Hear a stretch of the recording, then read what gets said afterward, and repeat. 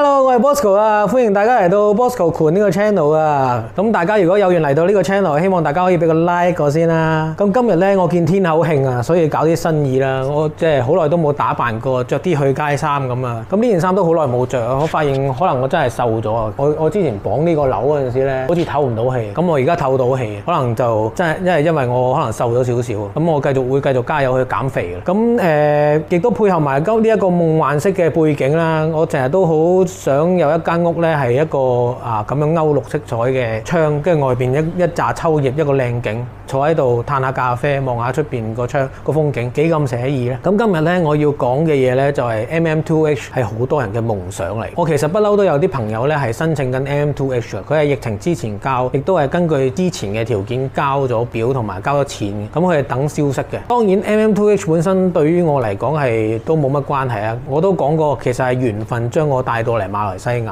咁我就冇乜留意 MM2H 呢樣嘢。但係當我嚟咗之後呢，我就亦都有身邊嘅朋友有啲諗法係想嚟嘅，所以呢，都令到我開始留意 MM2H 嘅嘢。咁最近我有朋友就 share 咗一個MM2H 嘅新聞啊，佢就講加辣 MM2H 嘅加辣條件啊。咁我覺得呢個 MM2H 嘅加辣條件呢，當中有幾項呢，如果你達成到其中一項呢，已經係我諗達成咗不少人嘅夢想啊。咁首先我就分享俾大家呢個加辣條件係乜嘢。咁佢第一個就係你要留喺馬來西亞咧90日嘅。咁本身留90日就唔係乜嘢特別難做嘅嘢嚟。但係咧，如果講緊呢個90日係一個移民監嘅話咧，咁呢個 MM2H 就有少少怪怪地，因為佢 MM2H 其實係一個逗留簽證而唔係一個居留權啊嘛。咁你又要坐移民監嘅話咧，咁就坐完移民監，但係又唔係有居留權喎，你係有一個簽證逗留喺度。咁本身唔係一個難度90日，但係咧你夾埋第二嗰個咧就係難度升級咗啦。第二個條件係乜嘢咧？第二個條件就係你每個月需要有4萬蚊馬幣以上嘅收入，仲要係海外收入。咁即係如果你假如諗到一門生意啦，嚟馬來西亞發展，咁可以有呢個4萬蚊馬幣嘅收入啦。但係咧佢又唔計喎，你要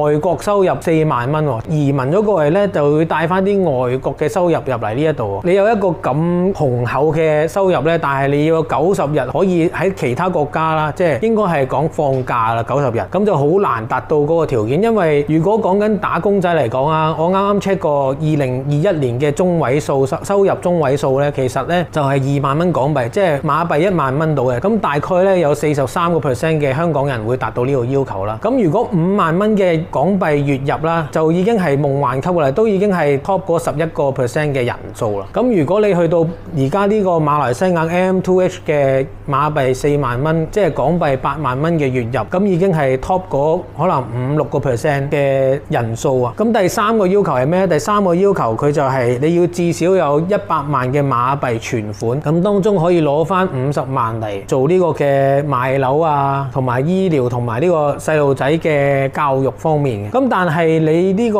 100萬嘅存款啦，擺喺度唔喐噶咯，已經係一個唔流動嘅資產啦。咁變咗你想 start 一門生意啦，如果過到嚟唔打工啦，你又要另外再有一筆資金去做啦。咁亦都第四，佢將嗰個年齡層分咗2層啦，就35歲到49同埋50歲以上。咁佢就將嗰個35歲以下年輕嗰一紮咧就排除咗。其實好多人而家都會睇好嗰啲年輕人，因為年輕一直都係會有嗰個熱血嘅心啊，有夢想啊，唔會埋沒咗可能性啊。即係換句話講，佢會去到一個地方嘅時候，佢亦都會尋求好多更多嘅可能性，令當地可能各方面都會更加多姿多彩啊。唔係淨係講經濟啊，可能講一啲idea 方面啊，可能會帶入更多嘅唔同嘅 idea 啊，製造更多嘅機會啊。咁去到第5咧，佢就會需要你有一個良民證啊。良民證就應該都唔係好難啦。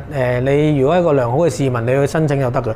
咁第6咧，佢就將嗰個10年嘅簽證咧變做5年喎。咁即係換句話講，你5年之後可能又要再合乎嗰個資格地去申請呢一個 MM2H。咁喺現時嚟講睇到咧，你5年之後咧，你都需要有4萬蚊馬幣嘅海外收入，同埋有嗰個100萬嘅馬幣存款。呢樣嘢對於心理嚟講咧，都係一個好大一個壓力嚟。因為今次嘅改變係比起上一次係好大嘅改變，你亦都會擔心下一次嘅改變係更加大，所以你會令好多人都係一個有卻步嘅呢個想法。咁去到第7咧，又係再加一個夢想之中更夢想嘅一樣嘢，你要有150萬嘅流流動資產啊。當你有一個4萬蚊嘅馬幣嘅收入之後，跟住你又可能買咗樓之後，你另外咧仲要有多150萬咧隨時等喺度係去流動。咁流到幾時咧？流到5年之後，你又要再 renew 嘅時候，又要再俾佢睇到你有150萬流動資產。咁去到第8咧，你每一個受養人你都要加多5萬蚊嘅馬幣存款啊。咁即係如果你有阿爸阿媽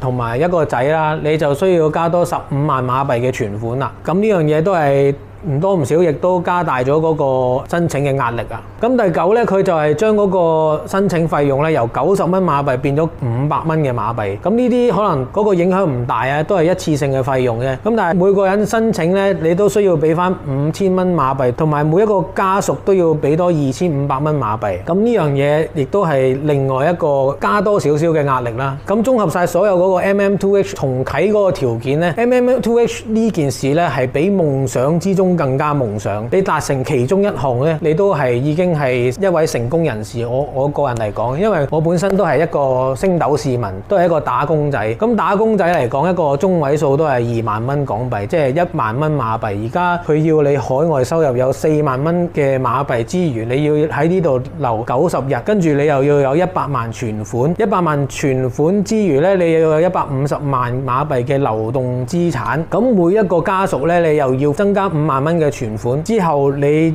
申請費又要再增加啦。咁我同一個朋友傾偈嘅時候，大家都異口同聲咧，係覺得呢個 MM2H 嘅新嘅政策咧係趕客。我唔知係咪佢馬來西亞暫時都唔係好想外國人入嚟啦。疫情未穩定嚟講，全個世界都好混亂嚟講咧，我諗都好多人按兵不動。除咗最近咧，香港係有一個趨勢咧，就係好多人都去咗英國。咁英國嚟講咧，你去嗰度就唔需要咁多費用啦。我亦都冇呢個打算，所以我淨係大概咁留意到，你需要計嘅費用只不過係去到就有一個簽證費啊，跟住你要計下你之後嗰個租樓啊各方面嘅生活費咧就搞掂啦。冇嗰啲定期存款啊或者流動資產啊嗰啲額外嘅收費。咁另外如果即係我幻想一下，大家都可以幻想一下，如果你有100萬，你會點做啊？但係咧而家嘅幻想咧係更加大嘅。